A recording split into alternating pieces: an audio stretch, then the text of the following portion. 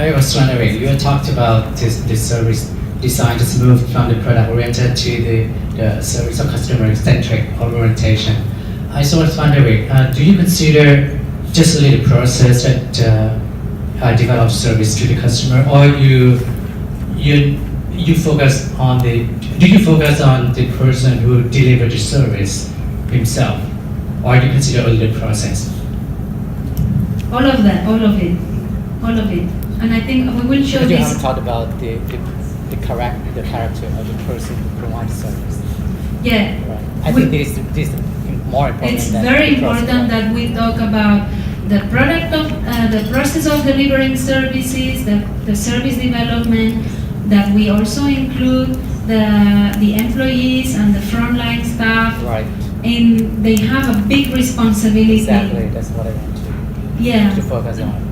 Because we are not just only look at the process and how to develop it how to provide service as the customer wants. But we have to focus on the person who delivers the service.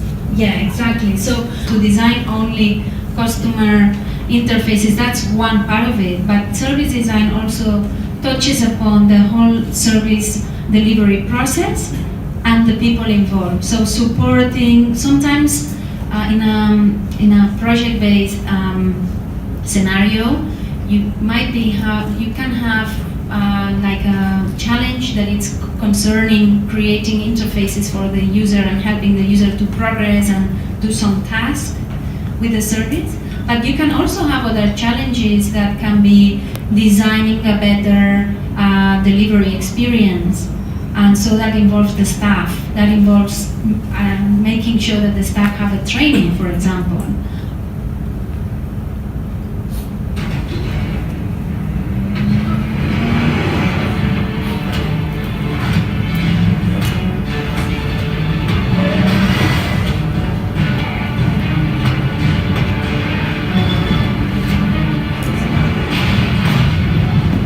Target's been neutralized, and I need to vote up.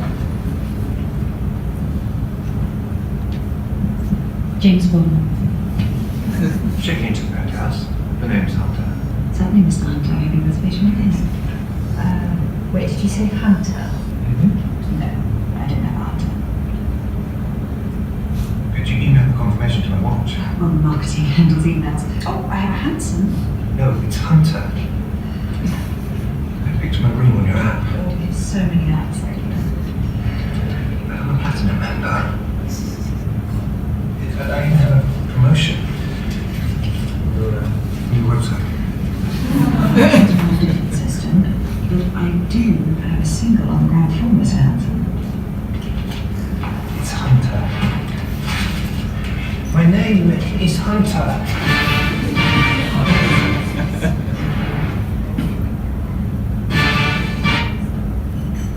Quite good, isn't it? I thought it was a great example of not meeting the customer expectations and illustrating quite well this gap model. So did you see any gaps? In the morning, if there is other space that free, so you have to move the car to the other places. But this morning, when I come down, there's no parking is free, and then I just ask the bellboy, can I leave my car here because I have to go to the seminar here. So he said, yeah, okay. And where is your room? He just asked the room number. I said 611, and he just let me park there. Is the feeling, right? How you feel about it. The moment is the action, the Yeah. when, right? Yeah. So can you phrase the word like waiting, what? Things like that, so they can have Waiting, example. yeah. The example is this one that you have for an airline. You can book. It's a verb. Booking your travel ticket. That's the experience moment. How you felt about it? It was long process. Booking was a long process. This is all. You are explaining how you felt about booking. Booking is the experience moment that happens before in a service experience of an airline? Check-in. Checking in, it's a verb. Checking in, it's a moment that happens before in a service experience of an airline. The check-in was smooth. That's a positive experience that I had about the check-in moment. The check-in was very difficult because I did it through the touch point of an app, and the app didn't download. So that is my experience of interacting with the touch point of an application in the moment of checking in. Yeah, so try tomorrow we will practice all of this. Today we just wanted to introduce, so maybe that's something that you can also reflect during the day. As you interact with more services, if you go back home by transport, start reflecting. What is the moment that I have just gone through? I have booked a ticket, I have paid, I have waited, I have been standing on the line, I have been sitting, I have been receiving information through my phone touch point. So start putting into practice tonight when you go back to your hotels or home. Reflect on the experience moments that you have, especially focusing on the moment side, and also think about the touch points that you interact with as a practice. And don't worry, we have 2 more days to put this into practice. And even sometimes it's quite difficult to understand if you take a service, what it's before, what it's during, what it's after. I think sometimes there was and it's also like what kind of service are you looking at? For example, the metro would be, the during is the moment that you take a train and you go from station A to station B. The day before is everything that happens before you get into the train, and then after just when you leave the train, what happens after you leave the station. So that would be, for example, if you take the metro, that would be the moments. But of course, it's depending how detailed you want to look. You can look very high level, or you can kind of really analyze something extremely detailed. For every experience moment, you could also break it down into before, during, and after. And this is a never-ending story. In the delays, there are micro moments that happen. So imagine that your flight is disrupted and you cannot take a flight because it's been cancelled. You cannot take the flight until the next day. So there are micro moments that will happen within the experience of delays. So when we design services, we first need to have the overview of the high-level service. So continuing with the MRT, so the service of a metro, of a public service is before, during, and after.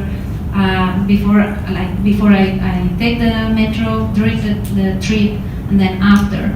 But then within these little moments, these experience moments, we can design, create projects just for the buying experience, just for the waiting experience. And when we are deep into one experience moment, then we break it down again into smaller steps. So this timeline and this way of creating this structure around experiences can go very nitty-gritty. The moment that we deep dive into these experience moments. One experience moment has more moments and more steps as we design them in a very fine detail. And converging activities. And there are different tools that help us to do that kind of action. So in diverging, usually what happens, this is actually what we're going to start doing tomorrow morning, is to expand and go into the field and immerse yourself in the challenge and really asking people and really getting insights and information about what's happening. And for that, there is a few tools that we're going to describe, like stakeholder maps, service maps, design prompts, and user research, that helps us to expand your current knowledge and build new knowledge around the topics. And then we have other tools that help us converge. I think this is actually where design brings a lot of value in, because of course, there's a lot of methodologies that help us to expand a lot of knowledge, but sometimes the most difficult part is finding ways to converge and synthesize And I think designers, we have a lot of tools that I think help in that process. And we're going to share some actually connected more with user-centered design, so user typologies, user profiles, and journey maps that is a bit similar to what we did in the wall. So let's start to share some overview of some of the tools. So also when we mention some of the tools, you have in mind what we are talking about. The first one is a stakeholder map. So the stakeholder map, there is something also that designers, we are extremely visual with tools, so they usually tend to visualize things because they help us. And I think service design, as you can see, it's quite holistic, so it helps you to see the big picture. So we use tools to help us connect and identify relationships. And this is actually what is about the stakeholder map. What it does is map of the service ecosystem. What we map is all the actors and factors involved in the value creation.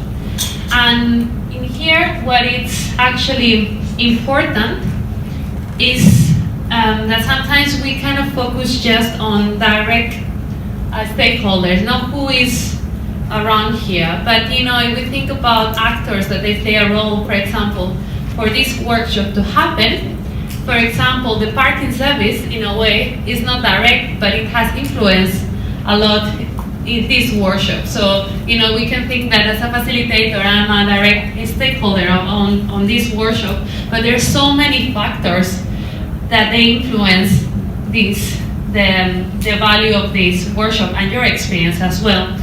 So, there are many ways to use this tool.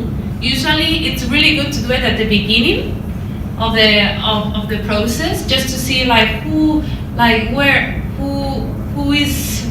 how many people are involved in this challenge, directly or indirectly. And you can see there's many ways to represent that. For example, one way, there's a picture on the right top that I used recently, is that I was doing a work around homeless in Finland. And what we did is bring a lot of NGOs and organizations working in that space. And sometimes when you bring many different stakeholders together, it was really useful to actually visualize on the wall, who are you and where do you sit in the homeless ecosystem? Because sometimes, for example, what happened, that they realized that they actually have a lot of things in common, they overlap services. So one of the challenges that, for example, visualizing the ecosystem on how they support homeless is that they are doing so similar job that it's really confusing for the user to understand, who can help me doing what. So when it's a very saturated, for example, market, sometimes you can visualize how everyone is together.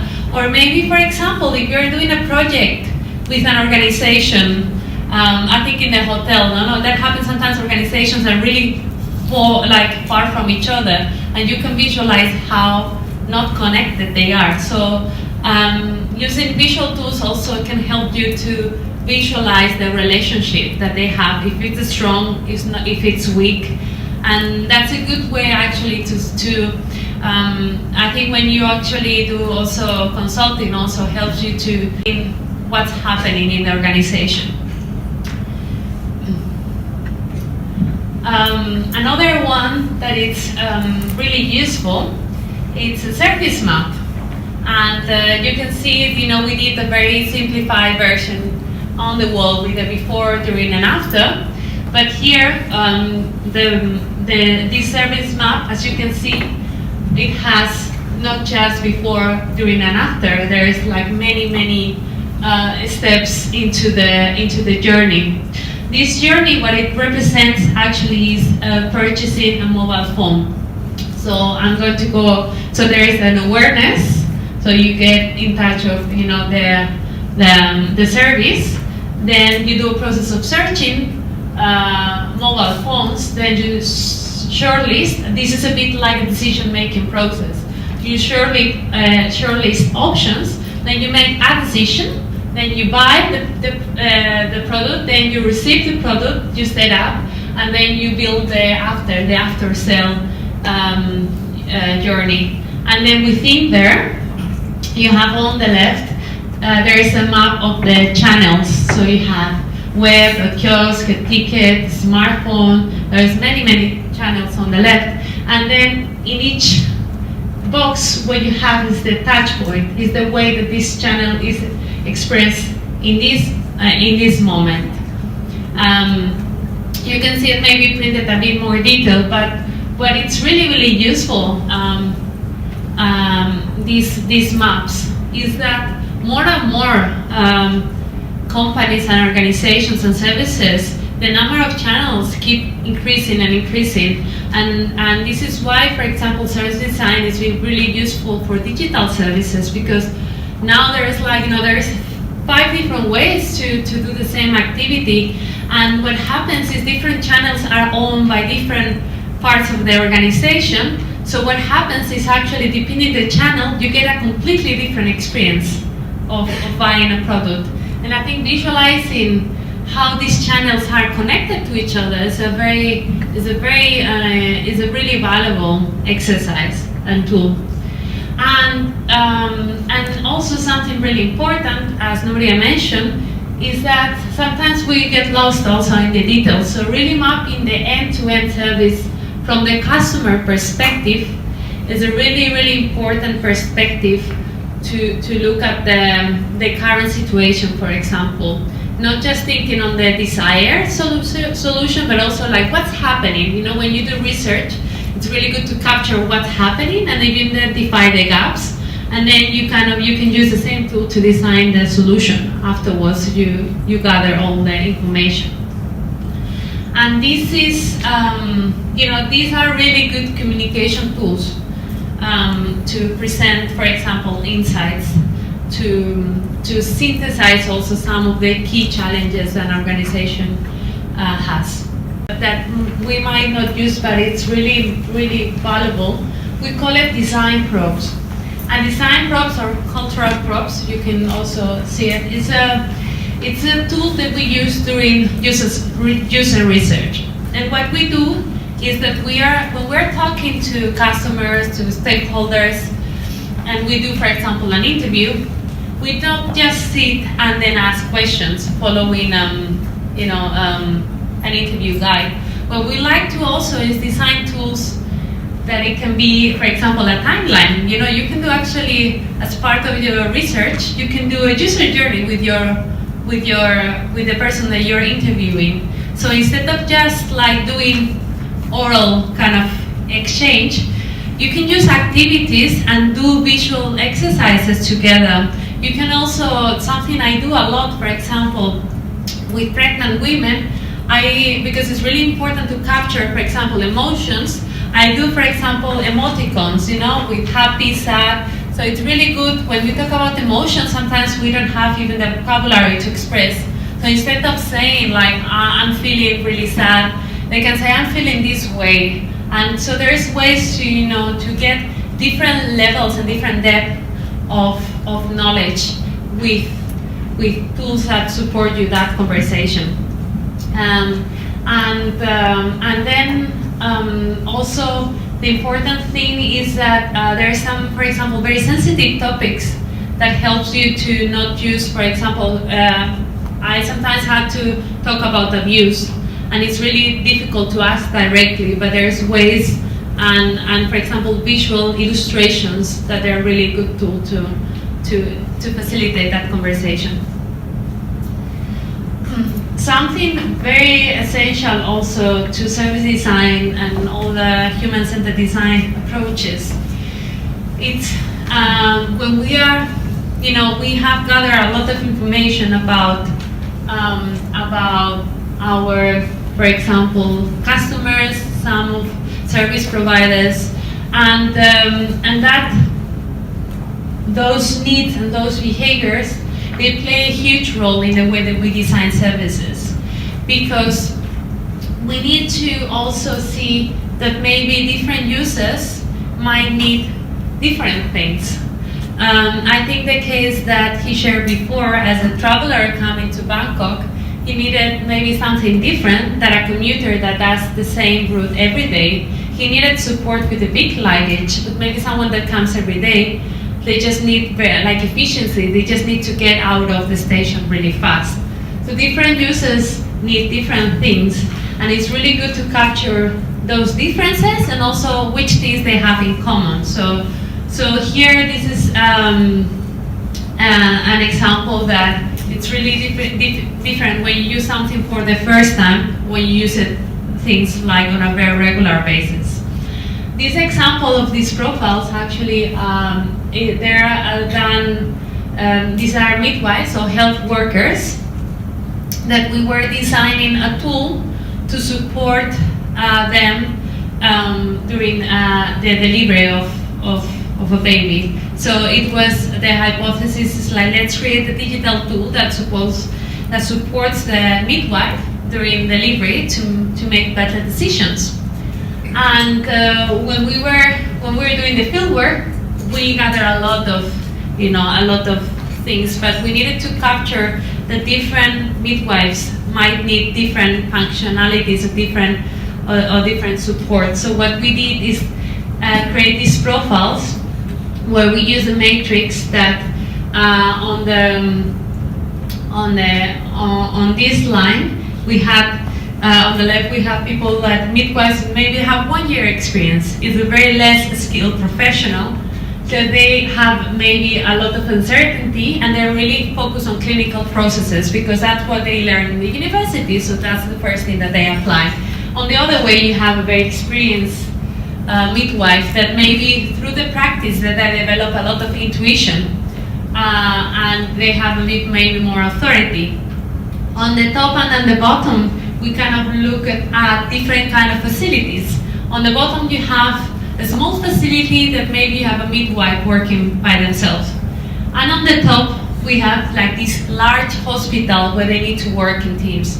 So we are designing a service that it will be implemented in a small facility, in a large facility, with very like low skilled health worker or very senior nurse. So we needed to understand, in order to make a strategic directions or where this service will bring more value, we needed to have this overview of, the kind of profiles. And of course you need to think on all, but you might do a strategic direction that I'm going to focus actually to the less skilled, to the more junior midwife, because they need more support than maybe the super senior and strong health worker.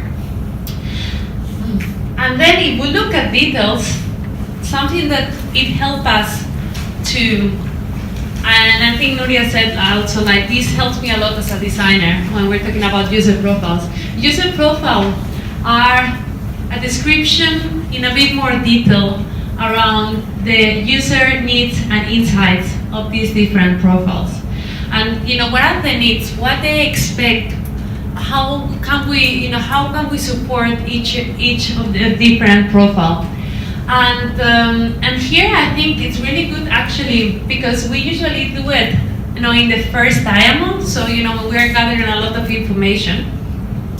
And there you can highlight like quotes, for example, the rescuer here, she's talking about decisions postponed, how we can support her most. She needs, she has too many clients and very little resources, how we can support her. And I think for me also something that's really useful is that you share these profiles, and then when you are designing the experience, sometimes you need to go back and say, hey, who are we designing for? And then you go back to the profile, you read it, and it's like, are we actually designing a service that supports this user? Because it's a good validation tool if you're going in the right direction. So it's always, I think, with the design process, it's not like a one line. We always go back, then we go forward, then we go back. There's also a lot of reflection. And these tools are really good, I think, as a communication tool to stakeholders. It also, what I like is also not what we say, it's also how we say it. I think that also brings like service design approach. I always feel that even when I work with medical professionals, they see value in the way that we are capturing the context. And this has been, for example, I feel that this is a really valuable tool to see if you're in the right direction. So these user journeys, as you see, is a bit similar than the journey that we explained a bit before.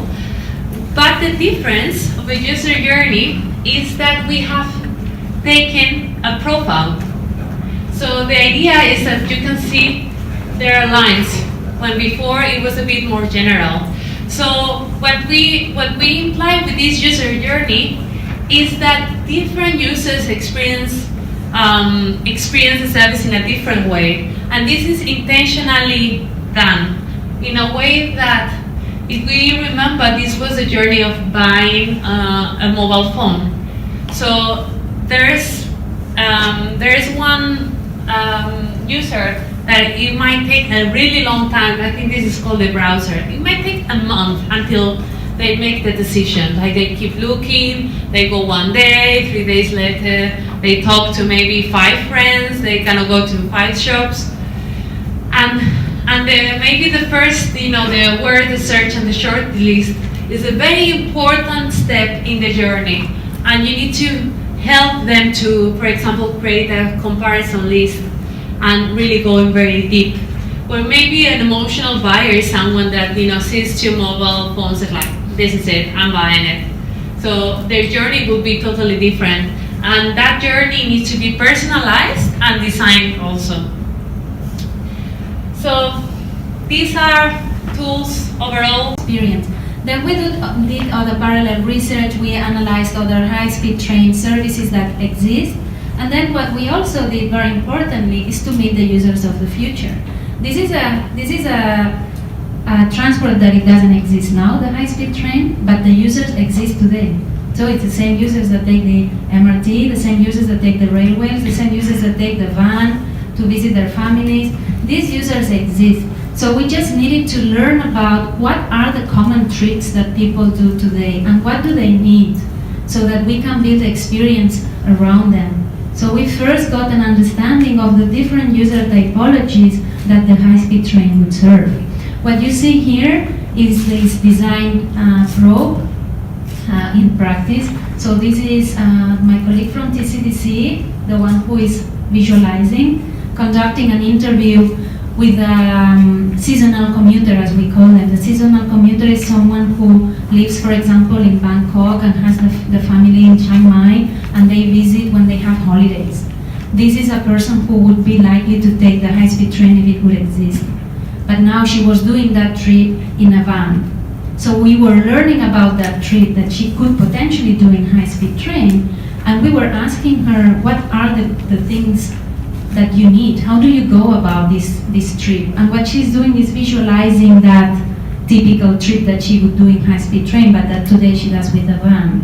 And she was telling us how important it is to get food in the way, on the way there, that she carries lots of luggage, and the luggage is very important. We learned things like that.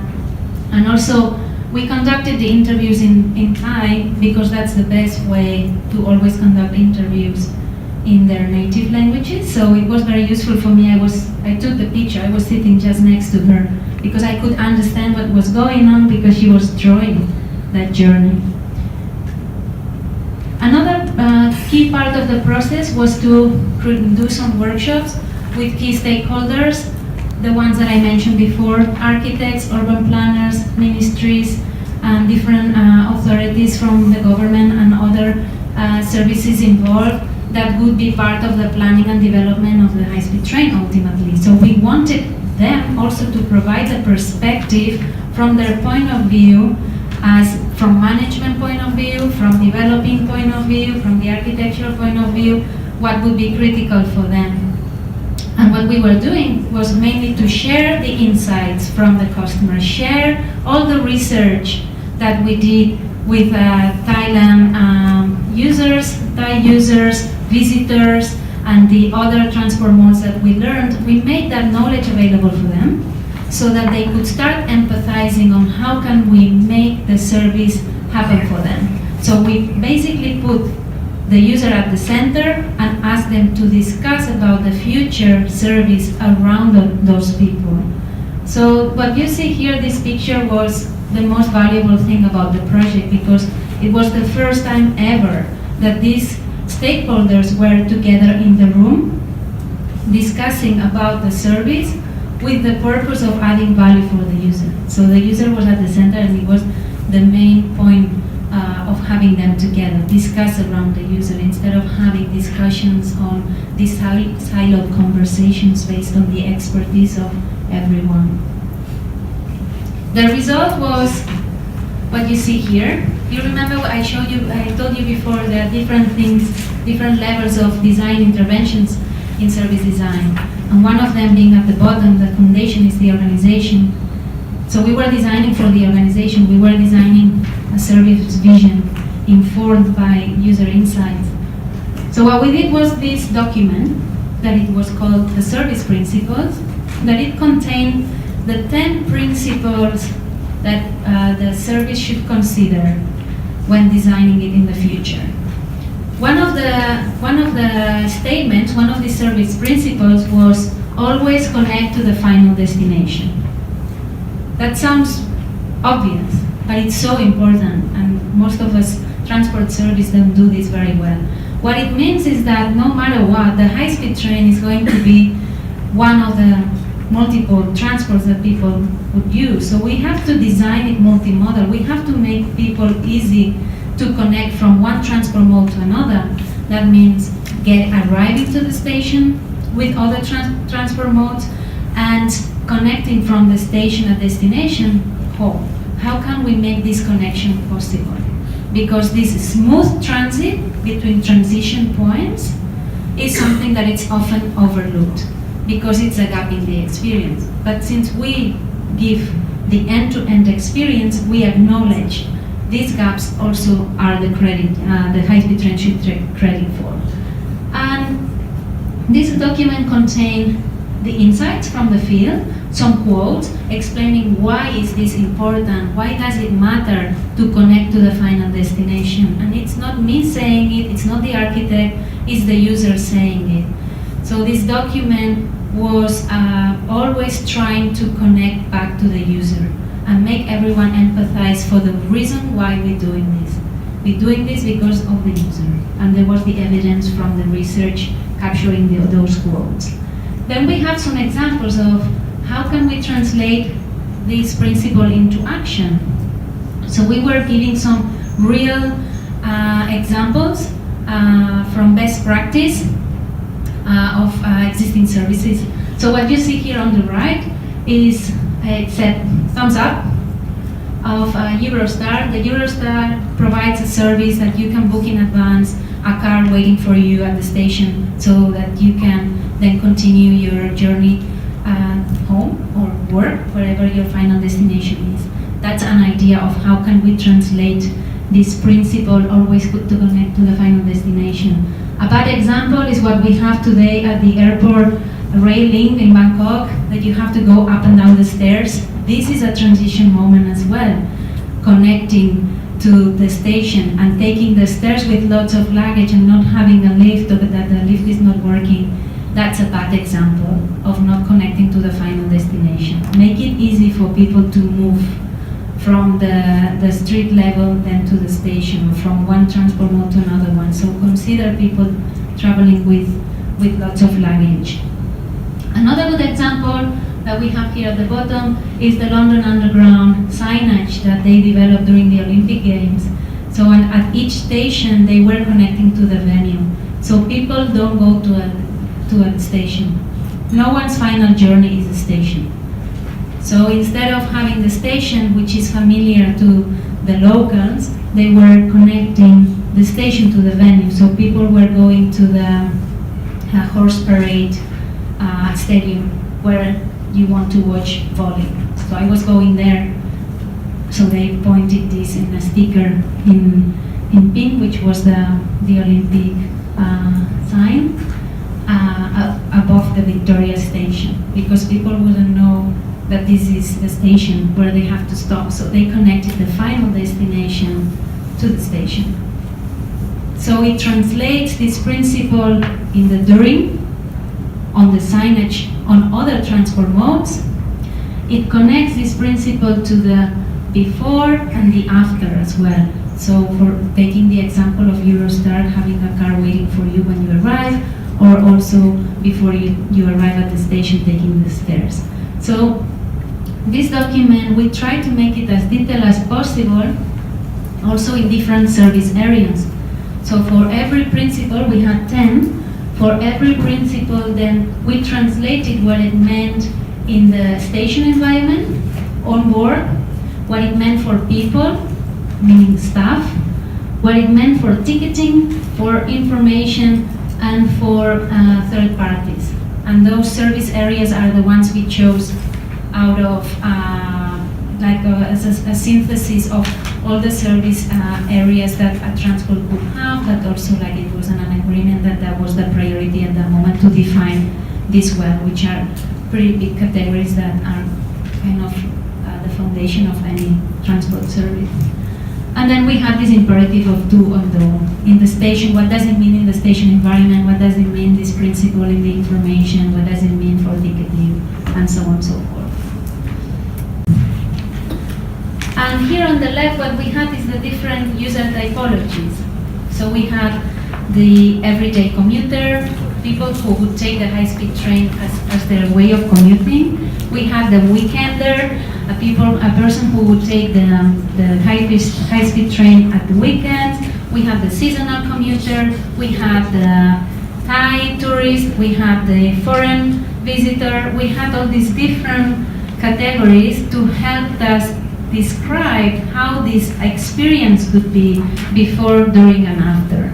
Because one day maybe I am a commuter, but then another day I'm a visitor, depending on where I'm taking the high-speed train from.